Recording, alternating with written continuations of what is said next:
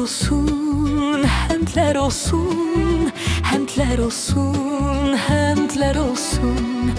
Həmdlər edin, həmdlər edin, həmdlər edin, həmdlər edin.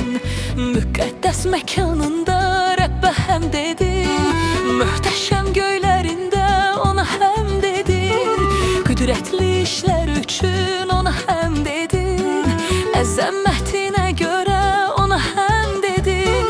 Şeypurlar səslərilə ona həmd edin, çəng və teli alətlərlə ona həmd edin.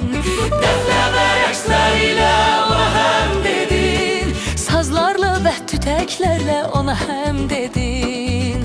Həmdlər olsun, həmdlər olsun, həmdlər olsun, həmdlər olsun. Həmdlər edin, həmdlər edin, həmdlər edin, həmdlər edin.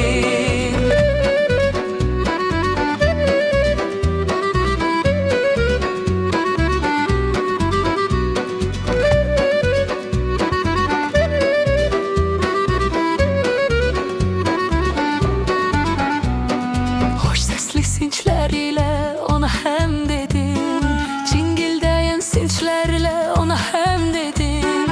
Ey bütün canlı varlıqlar Rəbbə həmd edin. Həmdlər olsun, həmdlər olsun. Ey bütün canlı varlıqlar Rəbbə həmd edin. Həmdlər olsun, həmdlər olsun. Həmdlər olsun, həmdlər olsun, həmdlər olsun. Həmdlər edin, həmdlər edin, həmdlər edin, həmdlər edin. Müqəddəs məkanında Tanrıya həmd edin, möhtəşəm göylərində ona həmd edin. Qüdrətli işlər üçün ona həmd edin.